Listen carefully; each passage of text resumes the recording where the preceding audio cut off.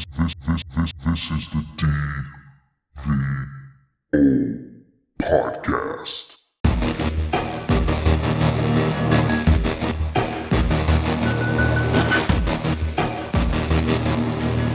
Ladies and gentlemen, you know what this is. This is the DVO Podcast with your host, Davey D. The Vengeful One.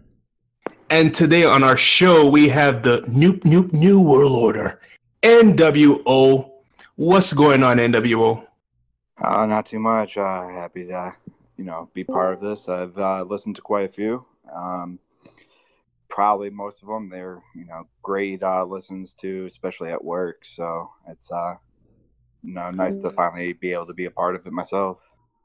So basically what you're saying is you only pay us attention when you need to kill time? I mean, it makes it even better of a podcast when I'm being paid to listen to it.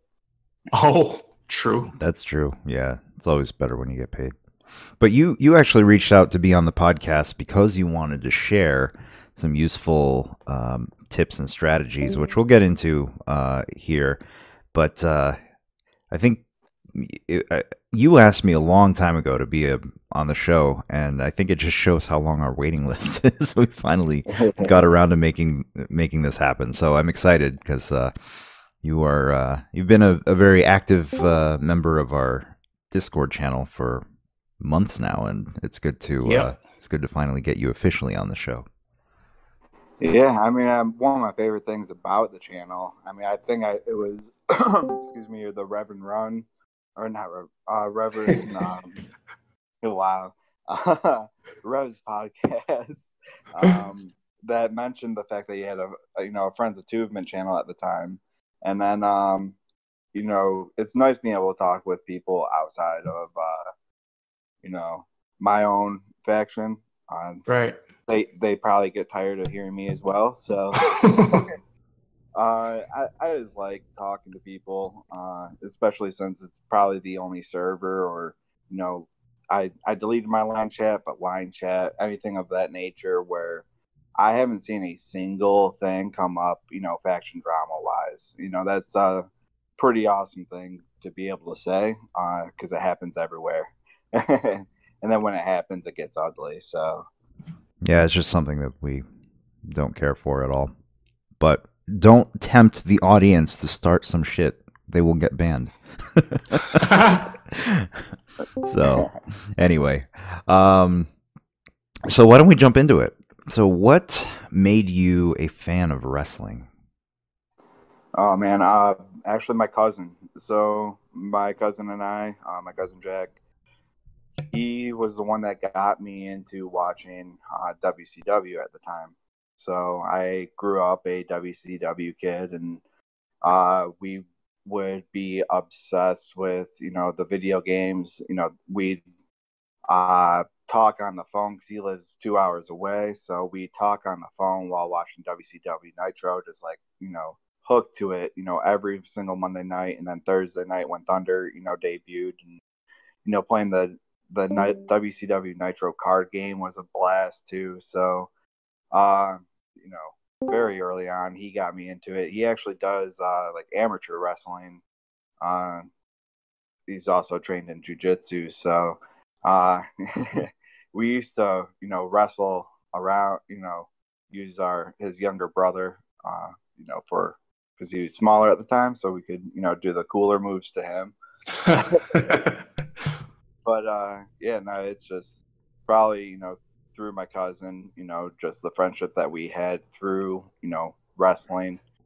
Plus just the, I was hooked to, Rey Mysterio as soon as he came out too. And the first time I saw his match, all those high flying moves of the cruiserweights that the WCW had at the time. And then, obviously NWO, it just kind of snowballed from there. Yeah, I totally hear you. I remember, I grew up with WWF in the 80s, but there was something about, the new gen as it was, there were some good aspects of it. Well, you won't think so, but Bret Hart. But at the same time, there was definitely something lacking in terms of just the star power of, the guys that you grew up with, even at the time, Macho Man and Hulk Hogan. And so once we got cable and getting to watch WCW with, when Monday Nitro came on, that was just more interesting just because of the names there at first. And then when the NWO happened, that was I think the greatest wrestling storyline ever, and nothing that'll ever come close to that. But it was, but I just remember, even during the Monday Night Wars, I was a big fan of WCW over WWF at the time. As much as I loved Austin and The Rock and DX, but it was, in terms of just the in-ring entertainment, I always thought WCW, for the most part, at least in the mid '90s, was where it was at, for many of the same reasons. Yeah. Excuse me here. Yeah, for me, I mean, I want to say, so I was like 8 or 9 years old at the time when NWO came out, so I hated them. But I loved hating them.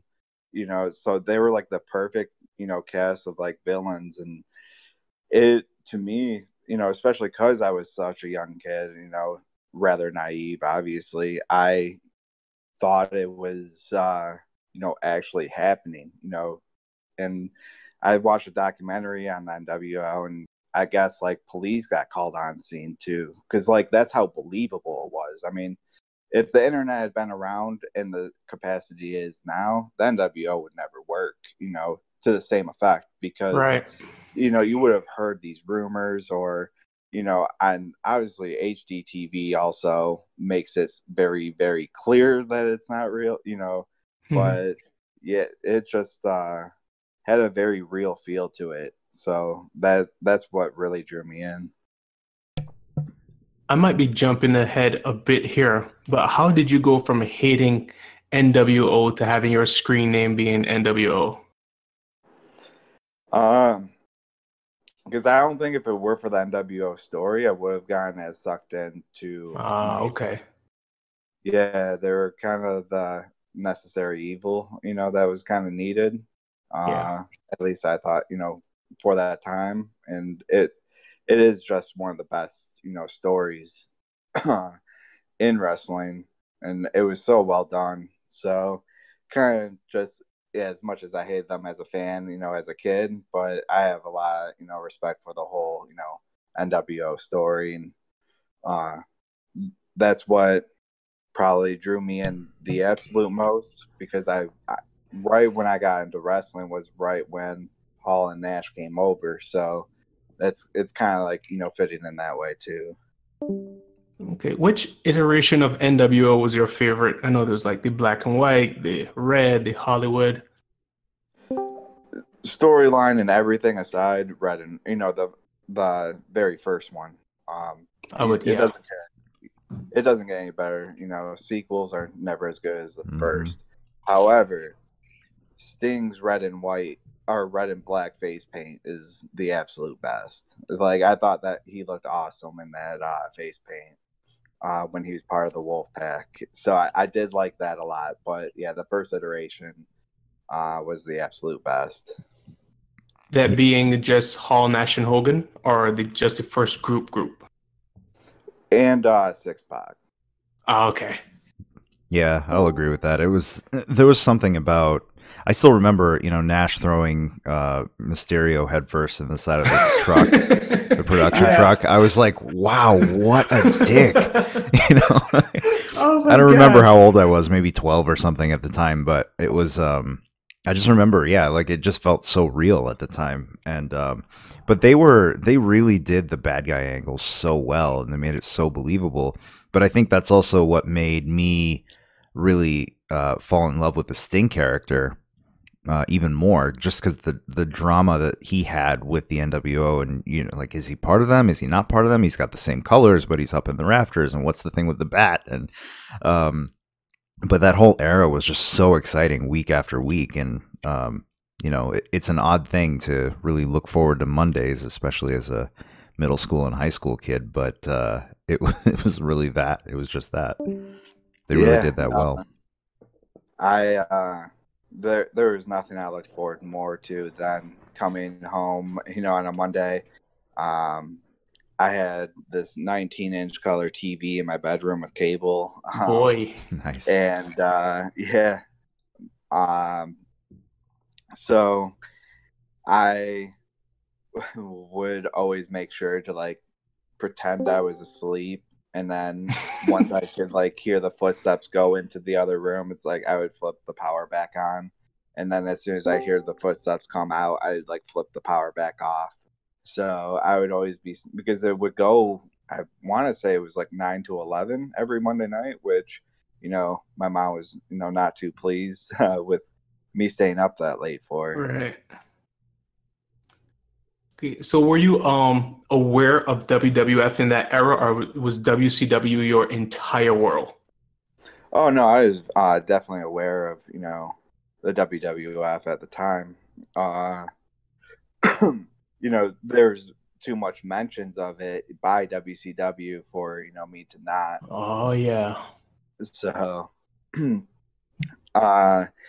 no, but I mean, when you're constantly told by your favorite wrestling brand that the other one's awful, and you're very young and naive, you just go by what they say, like, oh yeah, it must be terrible.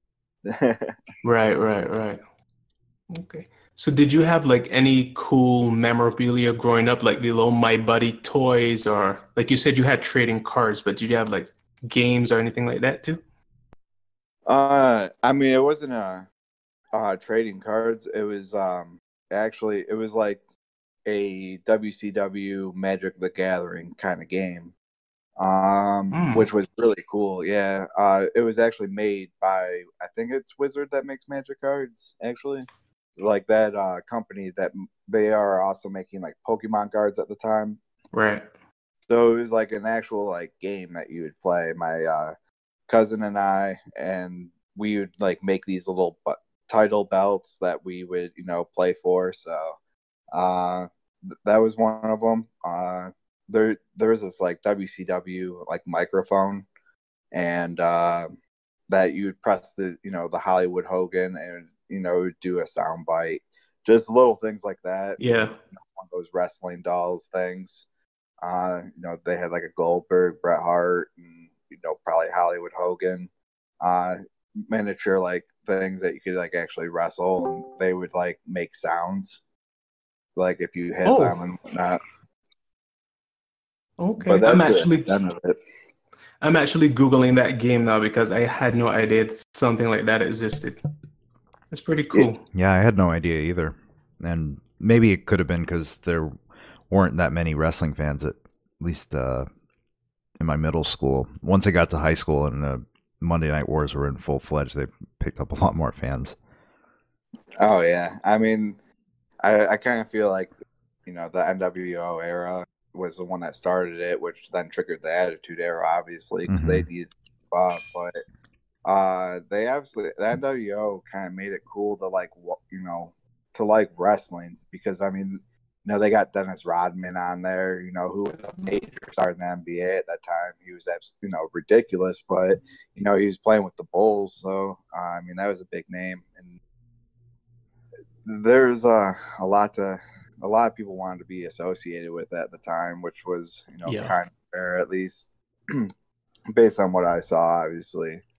But only the real fans want to be associated with it 20 years later, like you.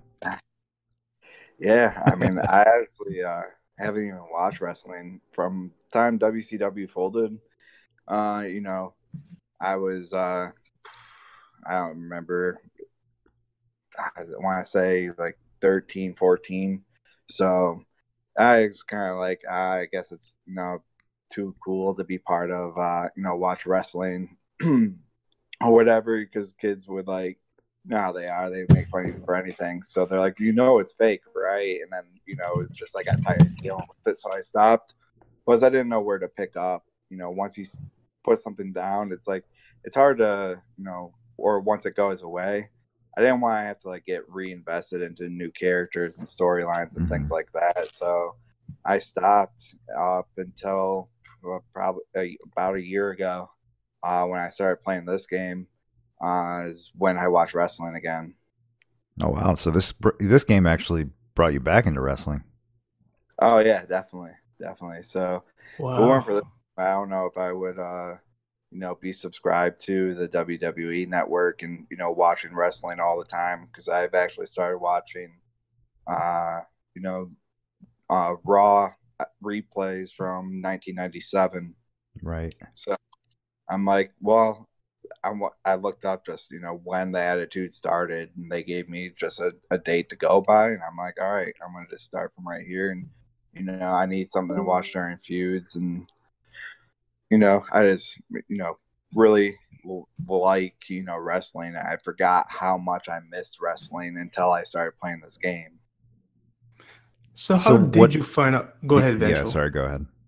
No, I was going to say, if you weren't watching wrestling, and most of the guests who have been on the show said they found out about the game, but while watching wrestling, like, how did you hear about Champions? It was a random Facebook ad, actually. Oh, You know how they showed previews of games, and I've played Candy Crush, so because right. the internet likes to watch every single thing you do. Because I played some gem matching games, it was up there. Mm.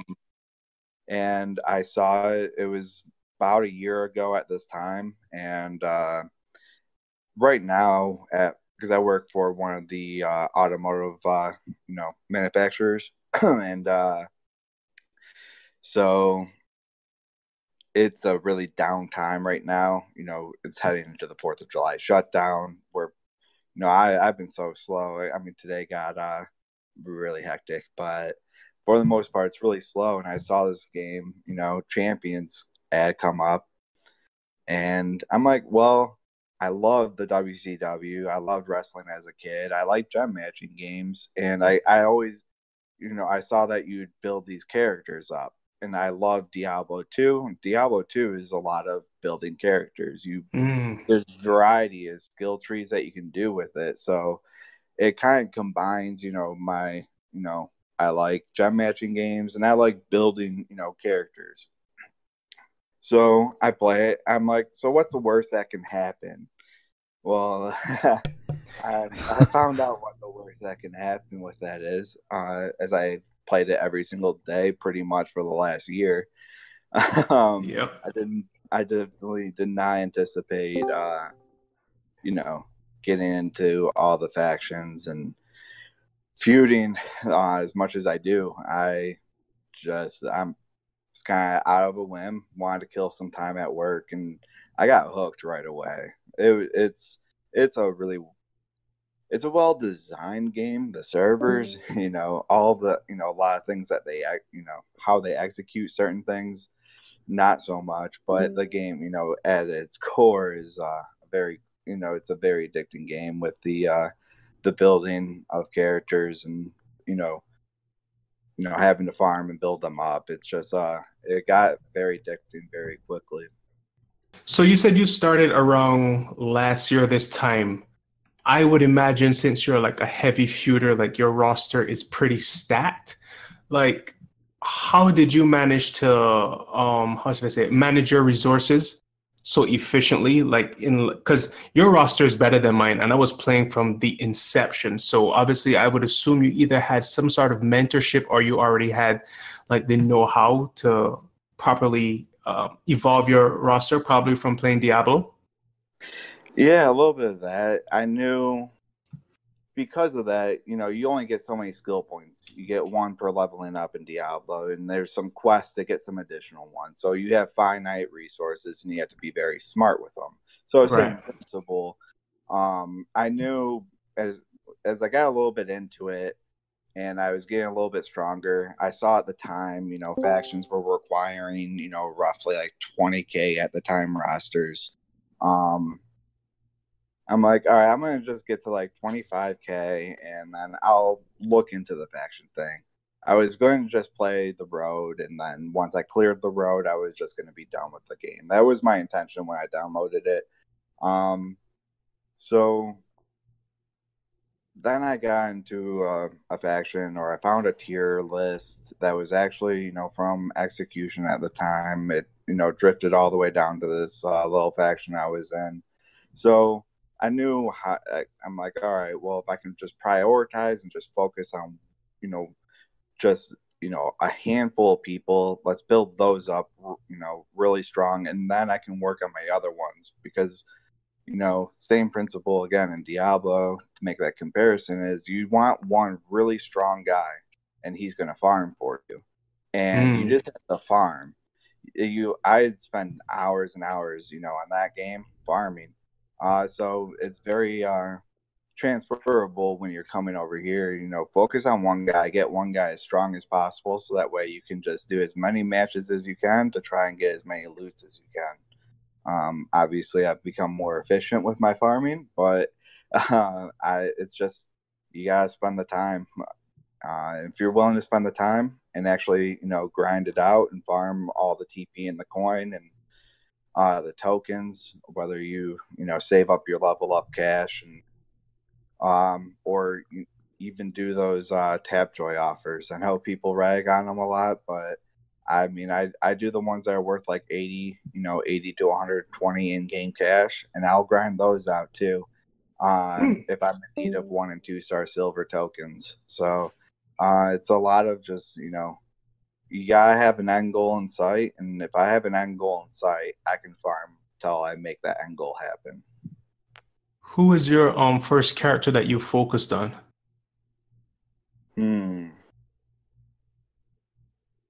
Oh man, that's rather tough. I can't. I think it was Cena, because he had a choose move. Right. Or NXT Seth it was, and then I didn't realize how lucky I was, and there's actually a guy, Clay. I can't pronounce it fully. I'm hoping maybe Choli or Compy can type out the name in the podcast chat here. He, after seeing him struggle and finally get one, which I'm it took him 502 days. I got him very early. I got him very, very early. So I didn't realize exactly. Yeah, there it is. Clay Surrey from Dicers there. Thank you. And I didn't realize how lucky I was until much later in the game, when I saw so many people struggle. Yeah, and then I went to the champions guides. I'm like, oh man, once I get him to 3 stars, he gets 2 choose moves. And then that was just, I was very enamored by the choose moves early on. So he was then my farmer for a very long time. So why don't you touched on it obviously a little bit, but why don't you tell us a little bit more about your personal history with this game, maybe the timeline? All right, so I kind of just gave you the very early introduction. So once I started looking around for a faction, I've actually only been in officially 4 now. The very first one was this random one called Kidiots, and it made me chuckle when I first heard the name. So I'm like, I guess I'll check this out. And I think it was you, Vengeful, who said, like, when you first joined a faction, you got a bag, and you're like, oh man, this is pretty cool. But that kind of thing happened, and I'm like, all right, well. And then I saw that there's this thing called feuds, and I saw this one guy just hanging out there, and I'm just like, obviously you need 5, and obviously you need to be in a faction that's a little bit more active. So I then started keeping an eye on the global chat, and saw that line was needed for pretty much all of them. So I downloaded the Line app at the time and created a username, so that way if I found one that stood out for whatever reason, I'd be able to contact. So I saw this one called Area 51 Rejects being posted. So I joined there, and they were the ones that actually got me to feud, and two of the leaders there actually have come joined me in A New Hope. So we've been friends for ever since then. So it's kind of cool that that actually Rick C and the others, Phantasm, that's like his usual username, but his in game is Mr. Venom. They joined, so it's kind of cool that I met these people probably 9-10 months ago. Was in a faction for a month or two, and we've always kept in touch. And finally, way down the line, it comes full circle, and we're in the same faction again. So, but feuding there, learned how to do it.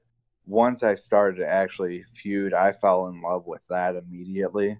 But it was getting very frustrating. Barely cracking the top 100 when I was putting in a lot of effort. I think I was only scoring probably about 2.5 million at the time. But that was the top in that faction. So I actually then my buddy in that one left to join Execution, and I actually joined as well. I think it was Execution BC at the time, and then moved up to NXT. So pretty much the equivalent of Era. It's been a long time, but I think I had a 77K roster when I joined there. And then that's, as I was mentioning earlier, there was a lot of tier guide people. I actually, used their tier guides already to kind of build it to where I was then. And I just hung out in the questions and advice channel that they have there. And I just was like, all right, these guys know way more than I do. I'm going to just be a sponge to their advice. So you got, King Kong Corgi with Compy and Choli. I mean, Master's part of it. Tommy Robinson, who's also part of the tier guide. Just a wealth of information is in that channel. And I know when I'm not, when there's people smarter than myself, and when to just take their advice and, kind of go with it. So, just they helped me, prioritize what I should be, focusing on, and then, it grew from there. And I was there for 9 months or so. A lot of good people over there. But then obviously, it was just my time to go. And when I did, it was after the Baylor feud, and then I joined A New Hope. So, and I've been there since, and a lot of people from all over. You got a lot of great people there. I could probably have a whole podcast episode just naming, all the great people. You got, all the tier list people that I'd already mentioned, and then, recently Punisher Incarnation, which I've never realized how fast, Kanation, like I knew she had to be fast to do what she does, because I know Arma's really fast as well. And I feuded with Arma, and, he's incredibly fast too. I mean, those two, they're ridiculous. I don't know how they do it. I used to, I always think I am, but then I get, in a queue with either of those two, Punisher as well. Like they're all great people and, tremendous feuders, but, you got grinders as well. That's, so it's, I see Mikey, he's probably going to heckle me here. So, but yeah, that's kind of where I'm at now. I'm nearing the 400K roster. Wow. Yeah. So I definitely did not think I was going to be this involved with the game. Yeah, I totally hear you there. I remember when 70K was, I remember hitting 100K thinking, oh my God, that's crazy. And now, like you, I'm close to 400, and it's crazy. It's crazy how far we've come with this. That's a pretty interesting background, and certainly you've gotten to hang out with a lot of the big brains in the game for a long time. But you did mention that, it's when it's time to, shut your mouth and just listen. But there was one time that you peeped up for a certain character. Why don't you tell us that story? Yeah. So a while back, we all get to this point where you don't know what to work on, but you want to work on something. And Compy was, I think he was in like Purple Cobras at the time, but we're still, talking on a line app, and he was the one that got me going on Gold Dust, and can't remember who else, but then he's like, and if you have Zombie KO on Anvil at Gold, he has an 8-turn sub, and I have so many striker tokens at the time, and I'm just like, that's ridiculous. I'm like, I want to get him to Gold just to annoy people, because if he gets some stupid cascade and gets an 8-turn sub on someone in a feud, they're gonna be so mad. So and then, once you get guys to Gold, you just want to play with them, obviously. So I was just looking at, his moveset, and this is before Matt Hardy. And I see that his red move not only has a very low charge, but it's random. Now, I don't like when a color generating, move like that is tied to a color, turn yellow to blue, for example. So it's random green, and his green gem damage does a ton. And if you look with his tag link with Tech Brett, it generates even more. So I'm like, let me see if I can throw Sting and ADR on him. And that does even more, that does a ton of green gems, and you're getting those 2 green moves going. And I just started having a lot of fun with that. And then I had to, bring it to the tier guide people, and I'm like, you should really, really check out this Sting and ADR build. So yes, I did have my one shining moment with that one build. So that's he's definitely my favorite character, and it's definitely tied to the fact like I was finally able to come up with a build. And yes, as Compy is mentioning here in the chat, the green, his green gem is the 3rd strongest in the game, obviously behind the striker black gem and the powerhouse red gem. Right. Wow, so I didn't know that. Yeah, I mean, strikers have the higher gem damage across the board, so when you take that 2nd gem color of theirs, it's still incredibly powerful. And I took your advice and took Anvil to Gold, I don't know, maybe a month or 2 ago, and that has kind of replaced my Bray Wyatt, which I used for... Well, I mean, I used Bray for clearing the tours, the daily tours without looking, the boring normal hard stuff that you just want the resources and you don't want to spend any effort. And Anvil is he's just more fun doing it, because no matter what, you get the move on turn 3, and those tag links. I mean, he's got the best tag links in the game, between the 2 Bretts and Bulldog, depending on what you want to do. But yeah, now that we've got Matt in the game, he's so versatile. He's an incredibly fun character to use. Yeah, I mean, actually, it was on Lil C's stream this past feud, which is always a lot of fun to watch his streams, especially since he does the interesting challenge with not using props.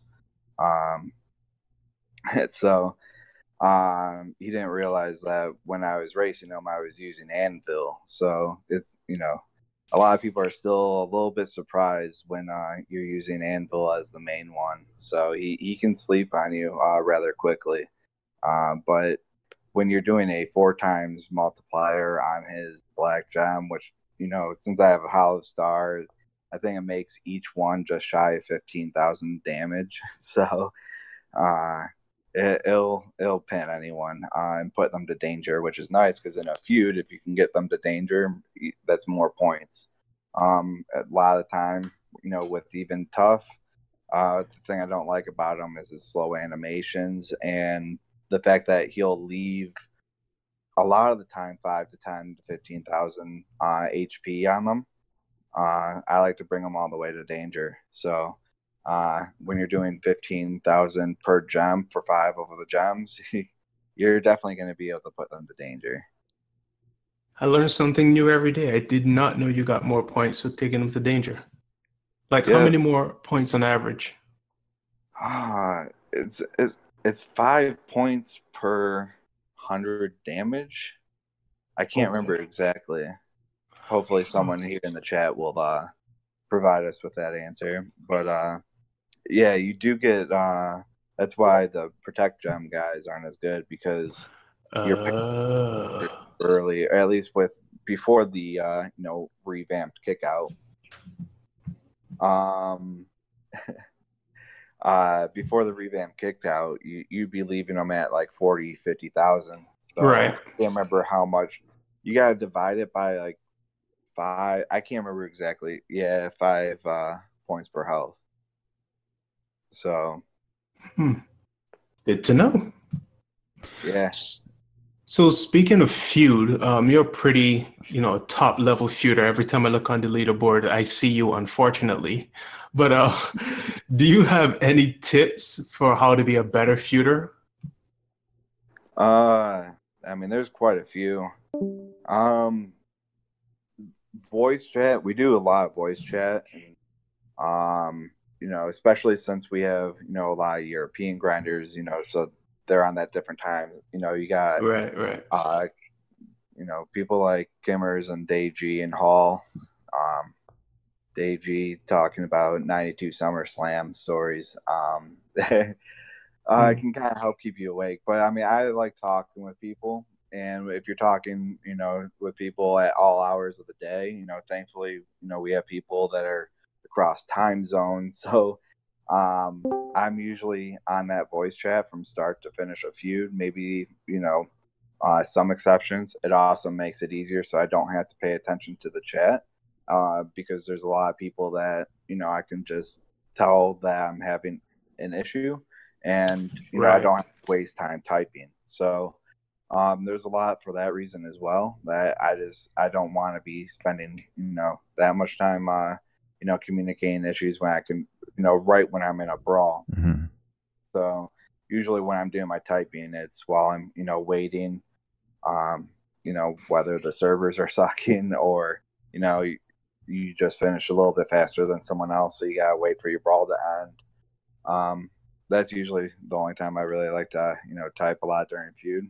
But eye drops, when you're looking at something for that long of time as well, I didn't understand like how much of a difference eye drops would do, but because they start feeling really strange. I mean, around the 2 to 3 a.m. mark, when I've been staring at gems for the last 6, 7, 8 hours, as soon as I put those eye drops in, it really refreshes my eyes.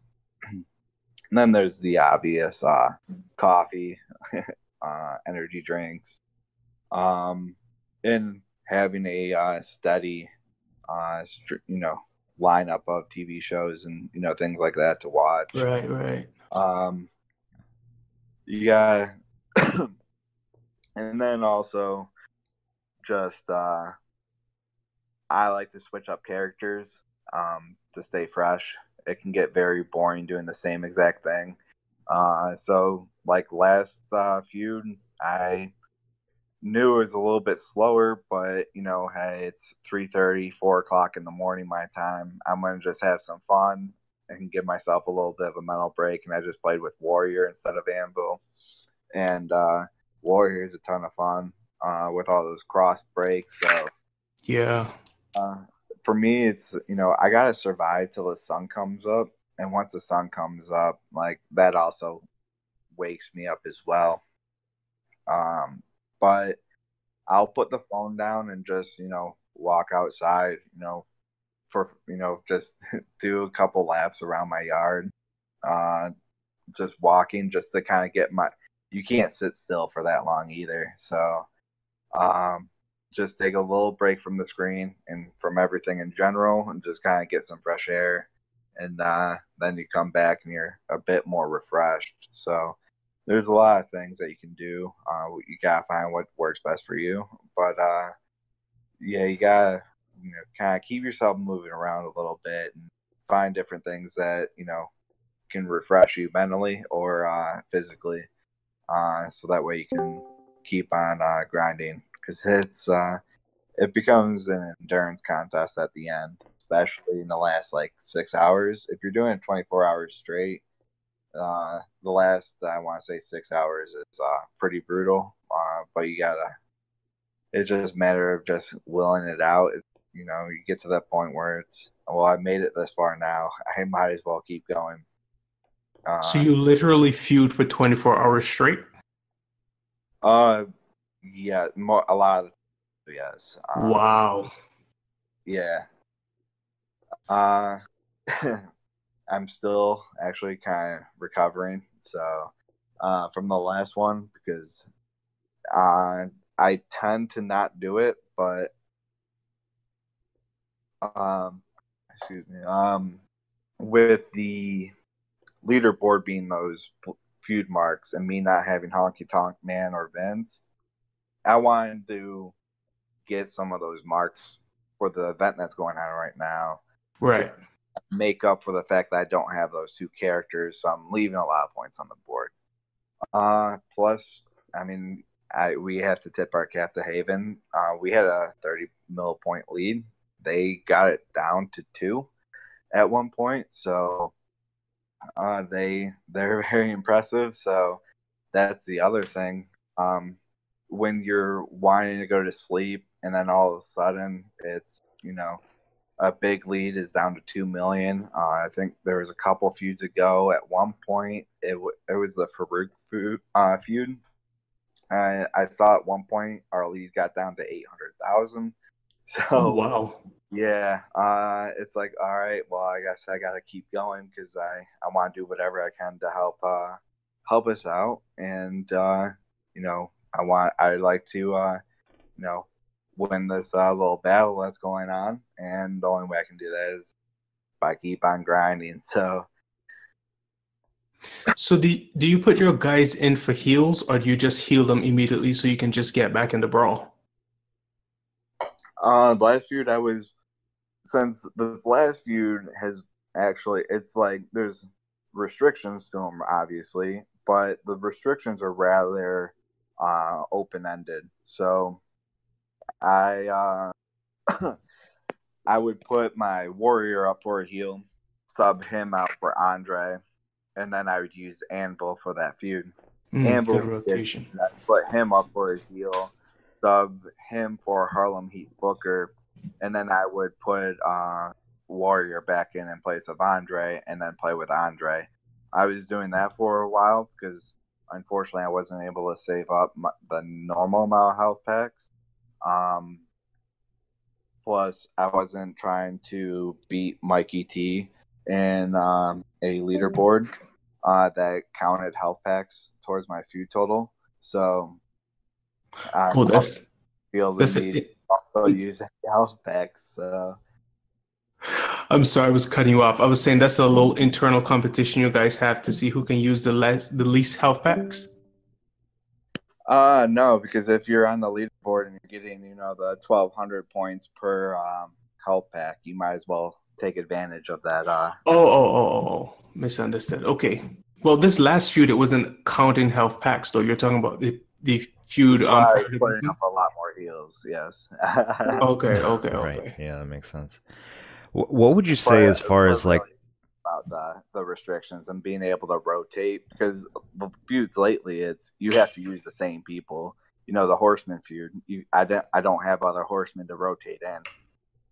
So when the really, really heavy restriction feuds, you can't use that method. But this one, it's been nice. I mean, I wish they would change the feud requirements for a feud that's 8 days after Yeah. one that just ended. But sorry to cut you off there, Vengeful. No, it makes sense. I would prefer some different requirements as well. But at least, like you said, it's open ended, so at least you're not stuck necessarily using the exact same guys. But in reality, you are because you want the best score. What would you say as far as like actual feuding quickly? Because as I've started to get more competitive lately after joining Execution, I'm realizing, yeah, I might have NBT and some of these other top end guys, but I'm still not finishing any faster than some of the faster guys there. And I made the mistake once of getting matched up against Kanation 3 times in one feud and trying to race her, and that did not end well at all. So, I just don't know how to get past the red rings and all that. I really don't know how to feud any faster, if that makes sense, because you can't do it if you already have the fastest characters. What are you gonna do? Yeah, I mean, there was a time when I finished second overall, but I want to preface that with saying I actually finished third. Arma let off the gas heavy.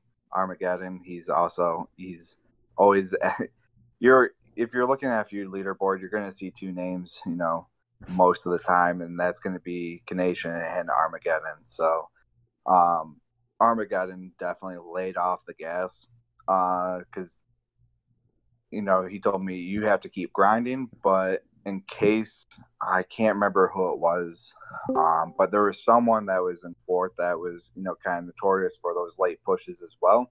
So he built a lead on them to kind of just maybe discourage them from going to third, and then he was kind of like that safety net to where if he did catch, well, I would only drop to third, so that way I would get Warrior, who I really wanted, and I struck out many times. And also, Trolley was also a big help. He was taking my lane and giving me his because everyone's rather familiar with Trolley's roster if you watch any of his tutorials. It's all gold, all of them. So he was giving me a lot of point lanes. So but getting back to the point, sorry to kind of digress there.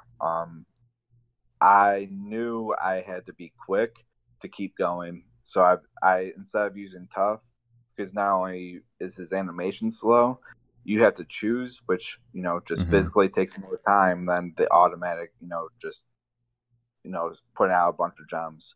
So I switched to Bray because his animation's quicker, and then also it's creating your own board luck. I mean, towards the end of a feud, if you're feuding, 16 to 18 hours, you're gonna be running low on props, and you have to not rely on them, and try to create your own board luck. So if you see, in that case, the 2 red gems, and they're just sitting there, if you do a straight vertical drop, you got a 1 in 6 chance of it hitting, especially if there's a square there. Now you're talking about a 1 in 3 chance of getting your match from a cascade, and then you're good to go the next one. So it's a lot of creating your own luck. The more gems that fall, the more likely that you're going to get a cascade. Being able to settle for the fact that, hey, I can't get a match, but there's this 4 break right here that takes out 2 of them. That's almost the same thing. So as soon as that board falls, I'm very quick at reading it. That's why I don't know how people feud from, using an emulator or an iPad, because I just feel that's so much that your eyes have to scan. You're not going to be able to read it as fast. So I'll always feud from my phone and nothing from my phone, because I like the fact that I can see the whole screen within a second or two. and I know and then as soon as I can read the board, I feel I can read it. I see things a lot, quicker, from that. So, it's, that's why a lot of people will say, oh, you don't need Lawler at 5K for Stardust, because if you have him at 3-star bronze and you get your match, then you're good to go. But what happens when you don't get your match, but you see a 4 break that takes out 2 of them? If you have them at 5K, your moves are ready to go. Right. So you gotta, analyze that. And then it also comes down to the fill bonuses. Yeah. There's, fill bonuses that make some guys really great, some feuds, when they're normally not. If they get a certain amount of, move damage buff, that can change the whole game. Obviously, the MP charge is going to be the one that's most sought after, because there's been a few times where, people get those the first turn, choose gem guys going during a feud. So kind of wish they would kind of be careful of who they give that power to, because it's like, it's not even a game anymore. If turn 1 you're getting to do this, pinning move, Right. how is that really even a game at that point? It's like you get a free auto clear every single match. So but yeah, you gotta, kind of look at the board, create your board luck, and there's times where you just gotta settle for that 1 in 6 chance, or maybe 1 in 3, depending on how the board lies. So it sounds like some of the takeaways from that are use guys with quicker animations, obviously, and clearly use the actual faster characters as per the tier list, but use the ones within that with the faster animations, and also it sounds like avoid using props. Try to just use the board to your advantage, and if it doesn't work, it doesn't work. Eat the health packs, but just move on, because sometimes it's also, with the props, if you get too dependent on them, you're changing them between matches and that sort of thing, or even just loading up the prop on the screen for whatever reason. That animation takes time, or it lags or something. Exactly.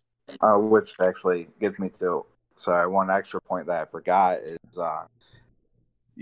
just taking a quick glance to see, all right, well, I'm going to want a yellow Shango for both, this last feud in particular, Luger and Andre, because if that's just required. And then you're thinking, all right, well, for, King of Kings, if he gets that sledgehammer move, like, I can go get a cup of coffee and come back. So you don't want, and that's a very low charge too. 1-4 break, I think, of green, and that's going to be ready turn 2 for him, even if he doesn't have steel on him, because then you got Volkov and MBT in there, as well. So you're thinking, all right, well, these two are going to need a green, so I'll put a yellow down, a green down, and then maybe whichever one I need, maybe I need the red. For Warrior I needed the red, so I had like a blue to red gem prop. So I'm set for 4 matches that I don't even have to touch my props, because if you can just kind of plan ahead and see who you're going to be fighting, then you don't need to change your props. I mean, you go to your props and you get a red ring. Right. You finally change one of your props, and you get to the next one, you get a red ring. So the less clicking you do, the better. So if you can just like kind of plan your 4 matches ahead, you're looking at, all right, you can now only have to go to your props once, instead of do 1 match, change your props, do 2 match, change your props. I do 1 offensive, 2 defensive for my props. Yeah, that makes sense. Like with this past several feuds, it's been a green show of heart. Totally need that all the time for Brock. But yeah, I've tried doing that as well. Like, who are the ones that are just going to kill me? If not necessarily kill you, but at least from time wise, like Andre with his bear hug, you don't want to get into that no matter what. Right. And just kind of load those in advance. And I think like with the Piper feud, I was loaded accordingly with that one. So I think that was the creep feud where we saw a lot of Pipers that were turn one. But and as far as like attacking your lanes, like when you get matched with a guy across the lane and you look at what they have, do you start with your best against their best, or how do you go down that list? It kind of depends, you know. When I was using Warrior, for example, I just wanted to take out the acrobats first, just because he relies heavily on the gem damage. So even if it goes poorly, he can do a heavy amount of damage and you know, get a win. But yeah, when I use like striker, I'll probably just take out their strikers first, so that way I don't have to use my weaker characters against them. If, you know, in my case, you know, this last feud, if Anvil went down, he at least took out either Volkov or MBT, you know, so that way right. It's a pain to pin a striker without using a striker. Their gem damage, especially with this new kick out, it's obscene, you know, what you can see some of these strikers kick out of. So yeah, it's either you got to put him away with another striker, or you got to use Andre and wait forever and take him down slowly. Yeah, or, you know, just instead of going turn 2 with someone like maybe Tough, you're going turn 3, so that way you can get the green and the 2, you know, blue moves off.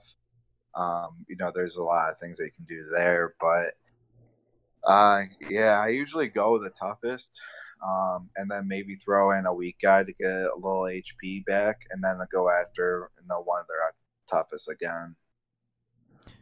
Yeah, I think that makes sense. There's a lot of 2 stars, so I'll go strongest, take a 2-star out, because you can get at least 2% HP back most times.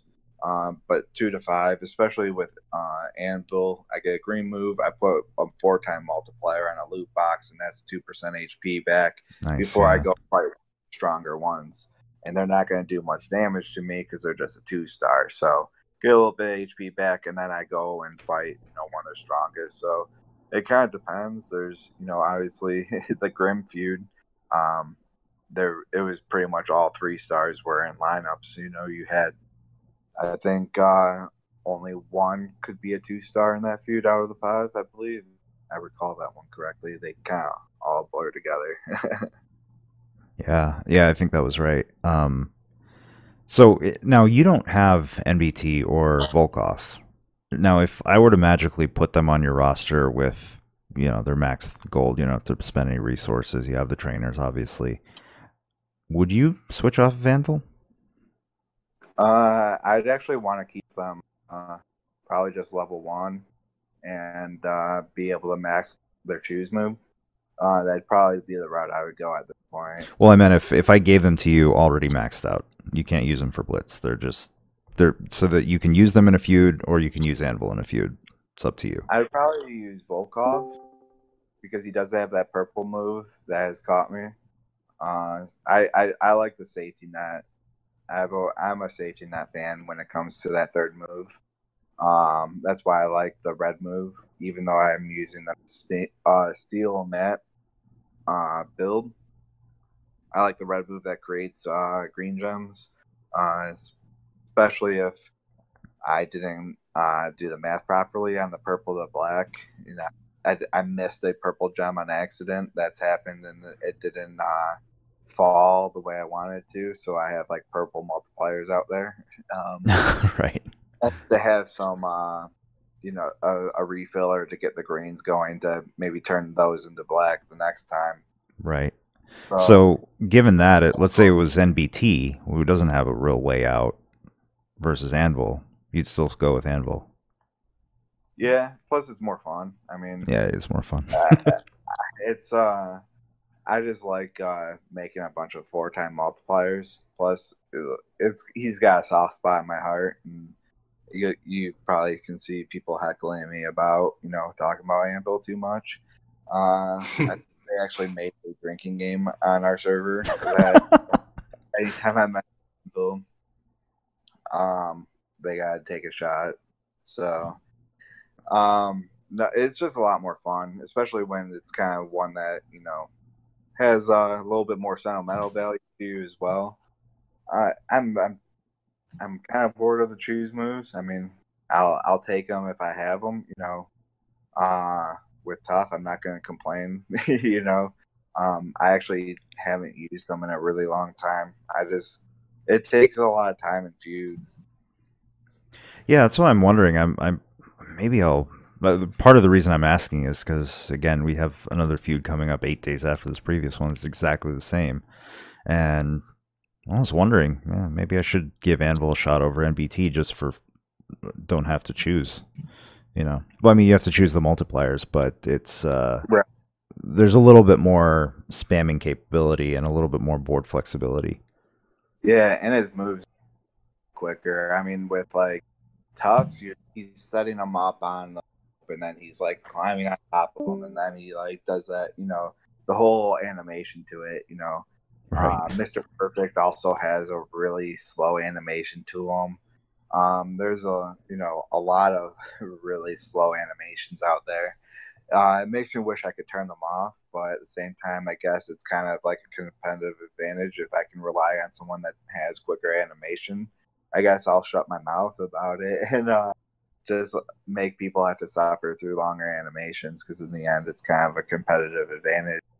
Yeah, I mean, it's a factor that you have to consider with that roster that you have and who you're going to choose. But the animation I'd like to skip is just as soon as you get the 3 count, can I just hit a button to just exit? Like I don't want to see anything else. That would be the one I'd like to skip. Yeah, if you have them in, it's always kind of funny too. Sometimes like when they get like the change, I think they changed that one out, but you get them to danger, but somehow they get a little bit of life back somehow. Have you ever seen that happen? And then they still get gems, but it does nothing for them. It's pretty funny what this game can do sometimes. That just makes it worse. You have them in danger, they can't kick out, yet you still have to wait for them to do gem matches because they somehow got a little bit of life back after going in danger. Right. Well, why don't we switch gears a little bit? Obviously, 4 stars are right around the corner. We've got people beta testing them, a lot of information coming out. What are you excited about and what are you nervous about? I mean, I'm excited to do something new, obviously. I mean, I just because I'm like, I've just been waiting on this, and I'll get other guys ready to evolve. So I brought up Matt Hardy to gold just to do something new, because I wanted to play with a new character. So I burned an enhance. I'm kind of an impulse spender in that way. I'm not like, we have someone, Wolfson, who does incredibly well, and in these individual events, he's always in the top 10 for those month-long, events where you have to like upgrade people, and he'll tell me how many bags he has. Just like, man, I do not know how. I cannot comprehend it because as soon as I get like 25 of those, I'm hitting open, especially with the open all. But before it was, I don't want to have to open all these bags someday, so I want to open them as fast as I can, so that way I'm not sitting on like 300 that I have to open at once. So I spend I spend in these events, so I just brought Matt up just to do it, and now I'm kind of like, all right, that was fun. I got a little bit of fun out of that. I want to have a whole bunch of new things to work towards. I haven't farmed in months. I think, I farmed once to bring Matt to 5K, so that way I could have him ready for Anvil. A few feuds ago, I farmed to get all the TP I could. took me a day, and I got quite a few hundred PP just to get mad to 5K. And then it was like, all right, well, I guess I'm done. Like, so I don't really level up anymore, because I have nothing to work towards. I've been in this dead end for a little while now, not nearly as long as, a lot of other people. So I think a lot of people are excited to get out of the dead end. Right. Obviously, what I'm worried for is how it's going to be done. I mean, I was really excited. I got a token by spending 3,000 TP. There's one in, the event that if we clear these milestones, but then I find out you need 8 of them. So it's kind of been this roller coaster of, all right, well, this is awesome. And then it's like, oh, but the cost. And then, you're seeing some of the beta and, maybe some of the guys that you spent a lot, to get, maybe not even spent, but you grinded, tab joy offers, or you just saved up your, the Shane contract and level up money to do, a 10 pull or, a 4 pull now, and you got lucky. Like, that kind of stuff happens. And then what you thought was a really great thing may not be so much anymore. But I'm hoping that if I set the bar low on my expectations of how they roll it out, just because there's been some things lately that have been not making a lot of people pleasant, like nothing like a feud on a 4th of July. Oh boy, Yeah, don't no start kidding. me. So, I mean, for me, I'll probably be feuding almost my normal amount, just because it's in the middle of the week for me. I have the day off on the 4th, but I have to work the day before and after anyway, so I can't really do a whole lot. I can't really go out of town like I normally would, because this is the first time where I've actually had to work during the week. So I'm able to, but I know it's a very poor choice. I thought a blitz would probably be the way to go. Yep. Because you can grind that out, when it's convenient. You can do a couple matches and put it down, and then come back to it, and then keep finishing the blitz that you're working on. You don't have to do it all in one sitting even. Oh, you can do it at your pace, and you're not holding a teammate up, So I thought that's what we'd be seeing. I did not anticipate a blitz, right after a feud during the week. It's just there's been a lot of burnout mentally. But yeah, I do want to work on something new. That's very exciting. Yeah, I mean, we talked about that, and I think I agree with every single thing you just said. I was really excited for it, just knowing that they were coming, because, if you've been in a dead end for a while, it's difficult to keep pushing. But, so just knowing that they were coming was just a huge boost. Then the token thing was a massive hit. Then you started watching some of the beta gameplay, which is like, oh, this is actually pretty interesting. The matches are take a little bit more brain. Although I don't know how I would feel about that in a 24-hour feud. I think it'd be pretty tired after, a bunch of 5, 6, 7 round matches. But, yeah, especially with this blitz too, because it's, I just feuded, so I'm burnt out still. And then tomorrow, actually, someone from my faction, Cotton Tuck, is actually in town, so I'm actually going to be leaving work tomorrow to go catch a drink with him, because he tours with ZZ Top right now. He sells merchandise, for them. So nice. He's in. So yeah, I'm actually getting a beer with a faction mate tomorrow. So I'm not going to be able to blitz after work. So during the week, I thought, Mike and I were talking about it. I guess I thought that if it were a 5-day or a week-long event, all right, I can do a few every day, even though I'm just incredibly like burnt out from feuding. Um, I can roll with it. Plus, I mean, I just sacrificed a bunch of my social time, for feuding. Yeah.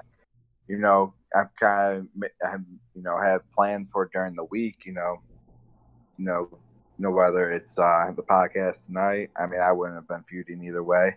I mean, blitzing, going out tomorrow, but I didn't anticipate, making plans, and then expecting to also have to blitz. Because I'm like, well, we just had a feud. There's no way they're going to throw an event, But then again, who knows what Scopely's going to do. So. Yeah, I think the challenge is that it's one thing to put out an event that, hey, if you've got the day off for the 4th of July and you're just chilling, here's something you can play. Like one of those optional blitzes. This is not an optional blitz because it's all part of the faction power up, right? But an optional blitz that you're like, yeah, whatever, I can skip it, no big deal. But a feud, it's not like you can just say, hey, if you're available, feud. If you're in the top factions, you're not going to want to let that go just because it's a holiday. But it is what it is. I think on the whole, like you said, it's just been a lot of ups and downs, and we just have to wait it out and see how it plays out. The token requirements to me are the big killer because to me, like, hey, great, all these characters are going to be a lot of fun to use at 4-stars because you actually get to use their moves. It's about the moves. There's a lot more interaction, and it's not just about who gets their choose move fastest. But if you're only going to get one guy there for every class, yay, Right. It's the fun of this game is not about leveling one guy from each class. The fun is being able to punch and counter punch based on what your opponent is using. And if you're stuck having to use the one best guy all the time for every situation, it's really not that fun. Right. I mean, what's also very concerning with it too is that post. I've never seen a post get downvoted so hard and so quickly as that one that said that it was gonna get cost 8 4-star gold tokens. I mean, it doesn't equate to me as to how 3,000 TP only equals 1/8 of the chance. Now, maybe we're all blowing this out of proportion, right? But how they're aware of how upset we are about it. They know how upset we are about a variety of things. It's the silence has been kind of strange to me from a business standpoint. You kind of want to mitigate disasters and not let them fester. It's kind of from a business standpoint, it doesn't make sense to me why they're not even trying to calm the fan base down. There's you don't want customers leaving things to assumption, you not saying anything, so it kind of just makes them believe their assumptions are could be accurate. So that's kind of a strange thing I've noticed, but I've also I've laid low off of the cesspool that is social media. I don't really comment anymore. For the last few months, I'm laid relatively low, so I may have missed some announcements, but I think I would have heard about it if they kind of address some of the issues. But that's kind of I'm still on wait and see mode. I told people that are kind of getting burnt out from this game. I've spoken to people from other factions that have said kind of the same thing, that there's a lot of burnout happening, and it's a lot of people are getting mentally fatigued with this event. I was very excited about it at first. I absolutely loved the concept, but I guess it's kind of like towards the end of a feud or during the middle part of the feud, the overnight's probably the worst.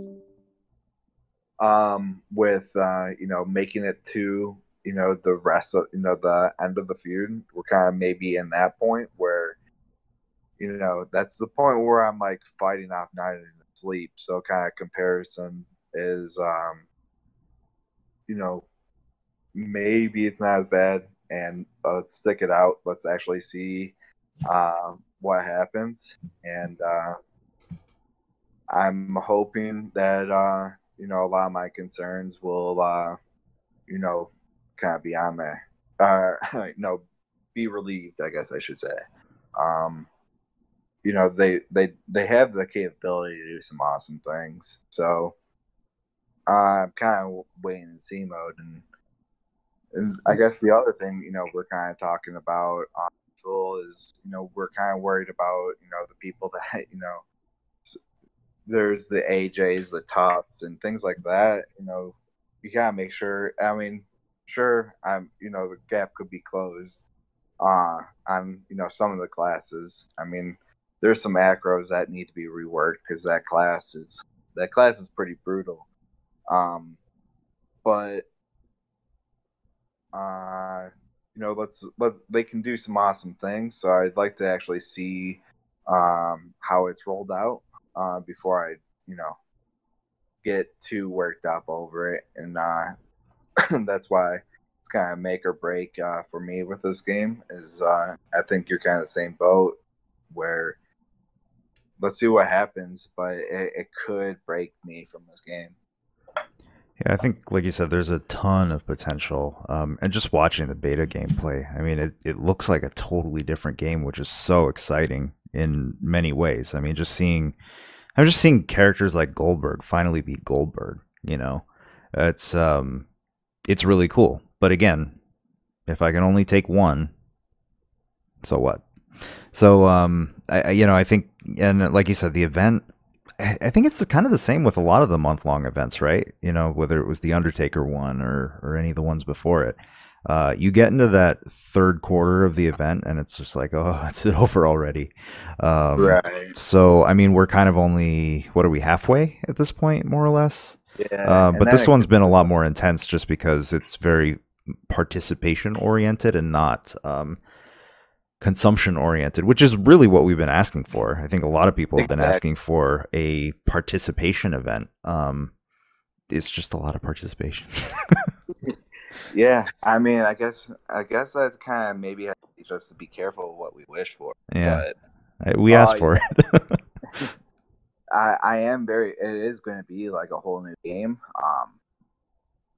So that's also something I'm excited for. I mean, even something that, I talked to you and Compy about was, I mean, one thing that could maybe help that is by being rewarded for charging up your moves. If that's something that could be done as well, I think that would be a really cool element to add too. So just to give some context, so we were briefly talking earlier today, and I said, why don't we save it for the podcast? So you're talking about an idea for, let's say, the top end, like the guys on the tier list that are high, that are also the ones that people paid good money to obtain, that should be there, let's say like Macho Man, right?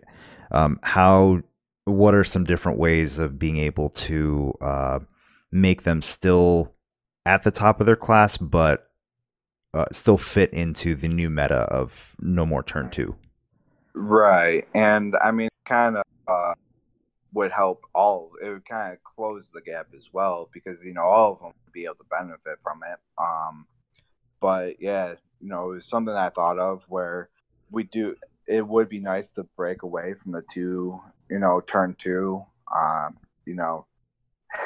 in matches. I mean, it's not a lot of fun, but if you could power up your moves after you have them filled, let's say you hold off on your move, and because you did so went up 5% the first time, and you kind of maybe take away some of their gems, or you kind of play a little bit more defensive, and then obviously you're also vulnerable because they could obviously do their moves. So I mean, it'd be an interesting tactic that you would have to analyze the situation. But then maybe if you hold out again and not use it,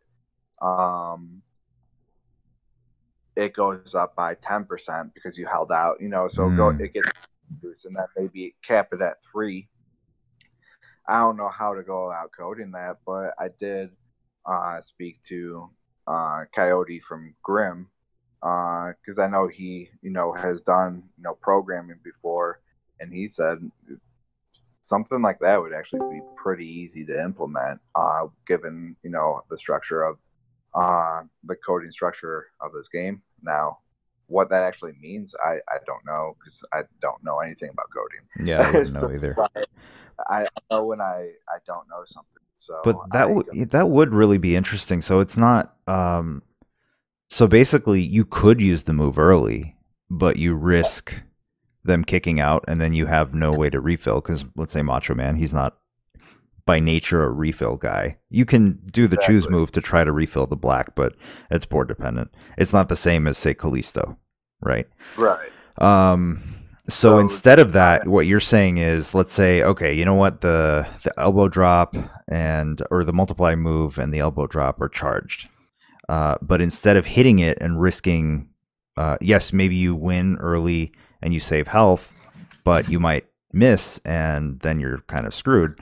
What you're saying is, let's say you hold off on both of those moves for one turn and you get 5% more move damage for holding off one turn. And then let's say you play defensively the second turn, and then, 2 turns later, now instead of, let's say, 10 out of 10, the next time it's 11 out of 10, next time 12 out of 10. Right. Now that once you get to 12 out of 10, then now you get a 10% boost on move damage. Right.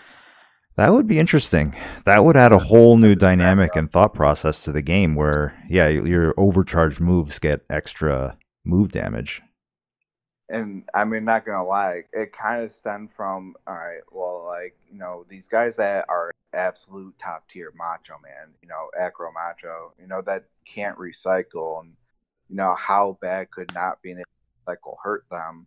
You kind of have to give that, because I spent a little bit. I mean, I did maybe 3, 4, maybe 5 pulls in total. I want to say about 5 pulls in total for Acro Macho, just because someone I would like to have. But I mean, I do very well in feud. I'm able to do anything I want in this game.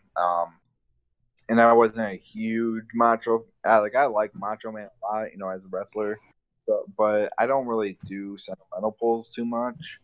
If Rey Mysterio comes out, I'm deleting the game and saying, "All right, guys, I'll be back on as soon as that mega goes away. I kind of need to keep my money here." Be the one, sentimental mega.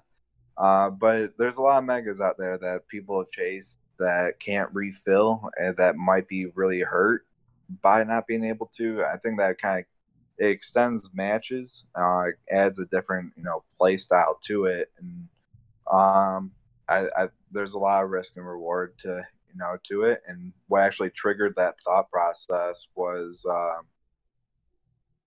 I'm playing Naka, and you see his blue power gem move is power, it's charged. Why isn't he using it? And it's like, why isn't he? It's like, well, it'd be cool if you got reward. And then that's when the light bulb went on. It's kind of like, maybe you can supercharge moves. So, and I mean, as Gompy said in the chat here, go with the move damage, but I don't know. I think it would be a fun new element as well to the game. Because you don't have to use it, but it's there for you. And if you were to go after it, that's maybe they have their moves charged, so you could be taking quite a big hit as well. So there is a gamble to it, especially if they were to get a 5 break. Right. Well, what I like about it is that inherently a lot of these top tier guys that we chased, they're in the 3-star meta, they're fast, right? You get their moves fast, and they're devastating moves, usually due to gem damage. But if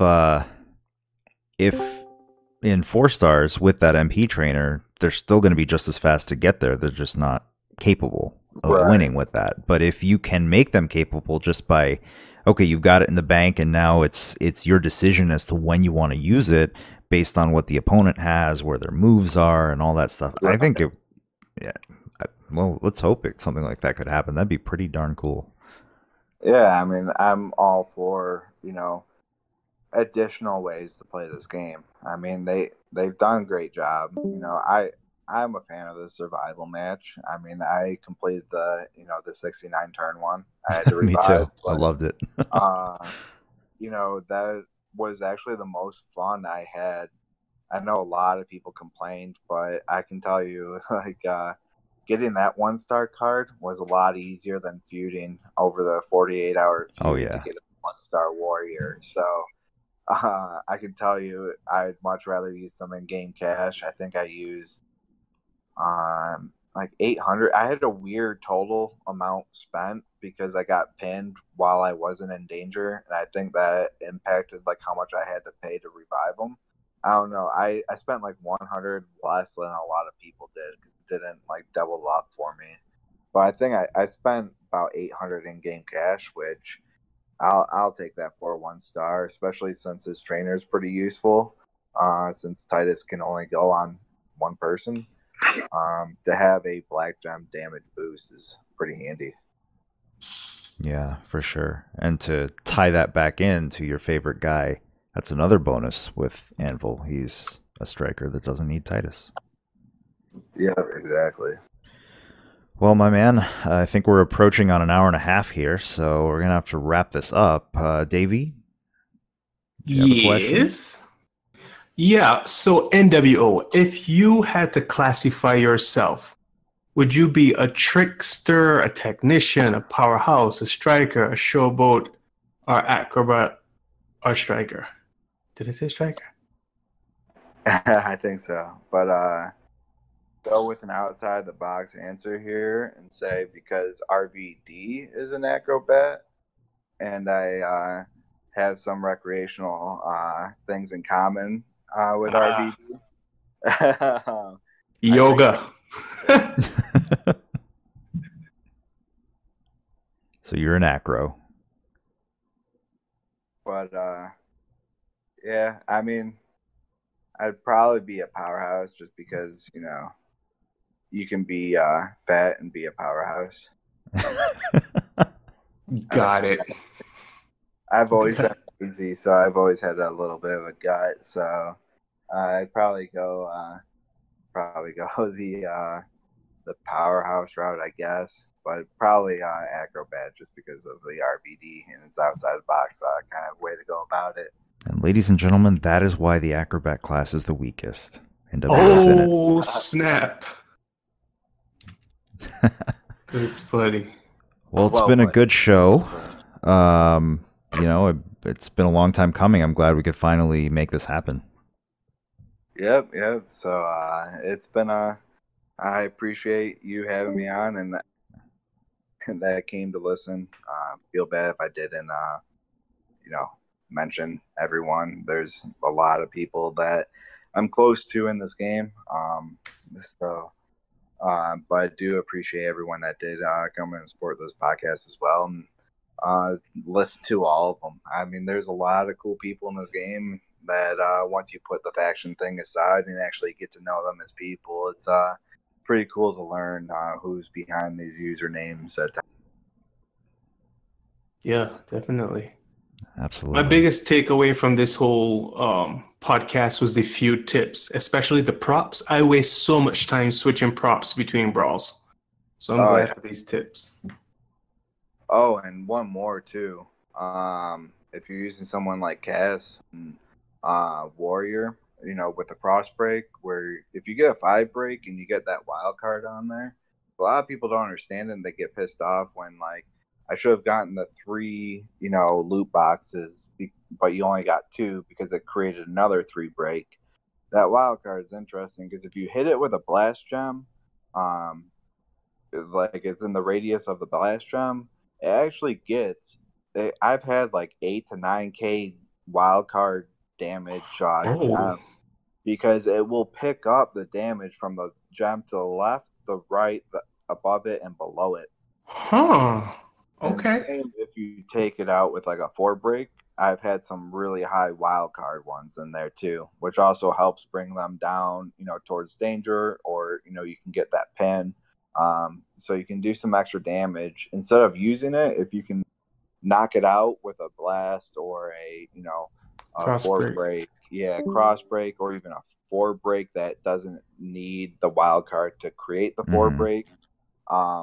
Depending on what that, you can get some extra damage out of that wild card one. So since a lot of people get annoyed by the fact that you don't get 3 out of the 3 loot boxes sometimes because of that, well, there's a much better there's also, because of it doing that, it creates a very big it can be very powerful gem as well, besides being able to create a match with it. I learn something new every time. This is telling why you. we have guests. This is why we have a podcast. Awesome. Okay, Cool. man. Well, thank you so much. This has been the DVO podcast. We hope everyone learned something informative. Have a great day. Peace. This is the DVO Podcast.